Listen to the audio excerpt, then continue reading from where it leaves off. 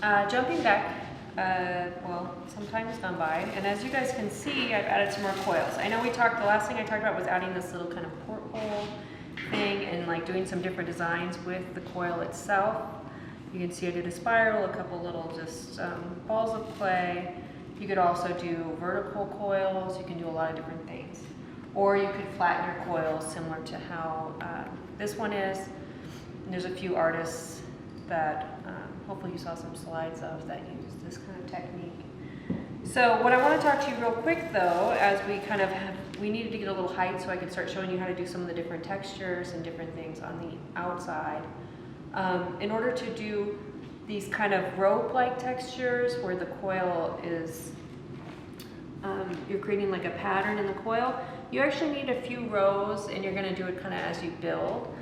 But you're just going to start, and I'm actually just going to take my finger and just kind of push down and start to create this kind of pattern of texture, a fingerprint.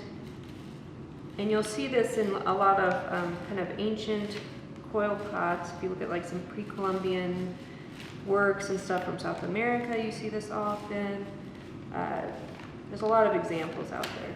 But I just kind of work my way around. I'm actually not going to touch these areas just because I like the design of those coils and I don't want to obscure from them, but you could work your way all the way around.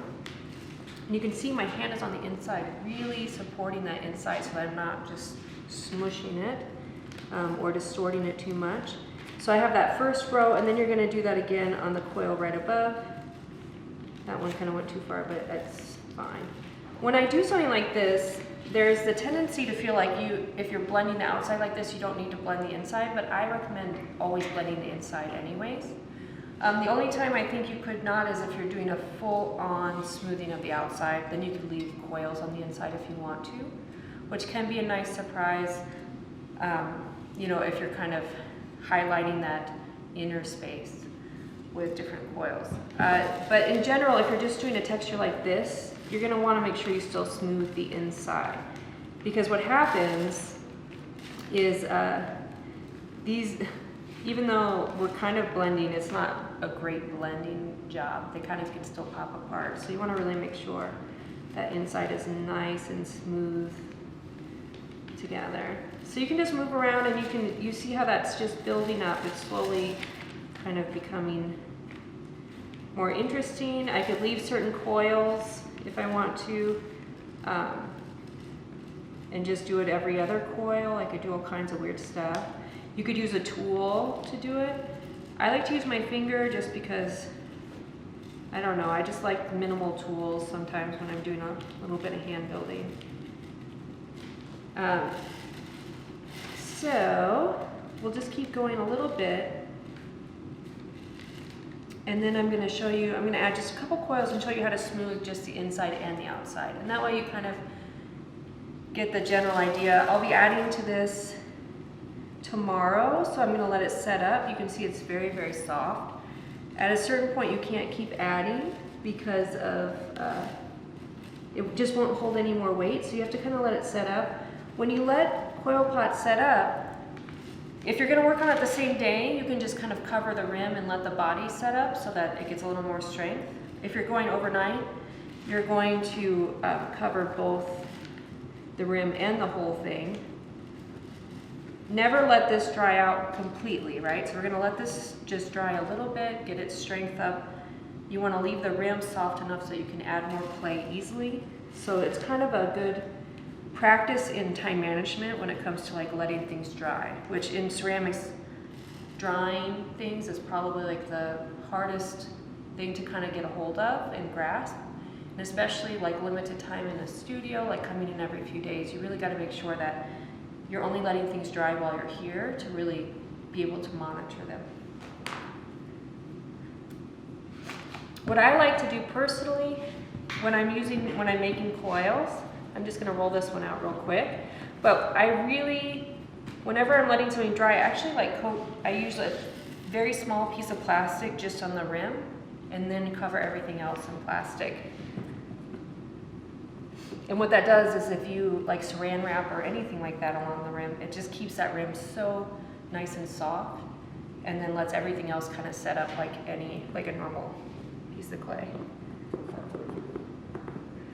A little wonky, but we're okay. So now I'm going to do a couple pieces where I just smooth both, and it's a little bit of a different technique because instead of just putting the coil and then blending, I actually kind of attach it and blend kind of at the same time.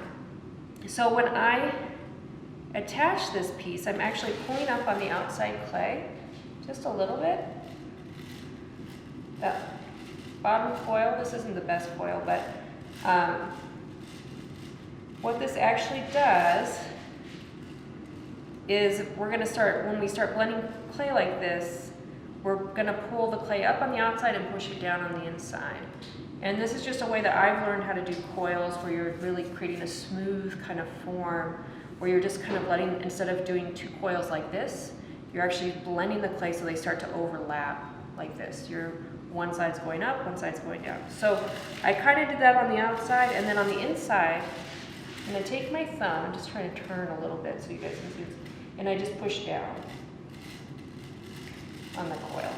And you see my hand itself is kind of supporting the outside while I blend the inside, so I no longer have to. So it's kind of this movement with my hands, and then on the outside it's the blending up. So then I put my thumb on the outside and I blend up. And when you're doing this, you really want to try and, I like to try and get rid of all little seams when I'm really doing something smoothing. But you could add texture, you can do all kinds of stuff. But when I'm creating like figurative sculpture, this is how I do it. Because in that case, I don't mind if it's a little lumpy, but I don't want it to be just like a giant, I don't want it to have the coils necessarily, so I like to kind of smooth both. All right, so I attach it, I'm gonna do one more, and then we'll call this quits for the night, or the day, I guess it's daytime. And then, so I just kind of attached it. I didn't really blend too much on the outside, but what I'm gonna do now is on the inside again, I don't know, hopefully you can see some of that. Pushing down the clay with my thumb. And this is a way that you can actually coil build quite a bit faster once you start. Like if you get used to this kind of movement, you can actually get move quite a bit of clay around and attach big coils pretty fast. So the other thing I recommend is if you have multiple coil projects you're working on, to work on them at the same time. Because what you can do is you can kind of, as this thing has gotten too soft for me to continue, now I could jump to something else and start working on something else. So you can see it does create this kind of finger pattern from my fingers as I'm moving around. If you look at a lot of there's a lot of contemporary artists that kind of do that on purpose and leave those marks as the maker's mark as they're building, because it is just kind of that feeling of the hand in the clay. And then I like to do this as well. I'll put my hand support the outside, and then I just kind of make sure that if there are any seams that I miss, that I just kind of blend them with this part of my hand, just a little knuckle going around. And again, really supporting this and controlling the shape of this piece.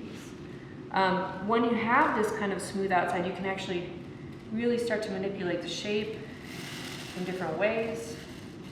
You know, I can create this more of an eye shape if I want to. As you can see here, I'm starting to kind of change the way it has corners and stuff like that. I can tell you right now, there's like a little gap here. You can start to see where those are. I can just take a little bit of clay and just smear it on the inside. But I want to check my piece before I let it start to set up. As soon as it dries, I won't be able to do stuff like that. So you're always going to be just taking your time, checking your work, and all of that stuff.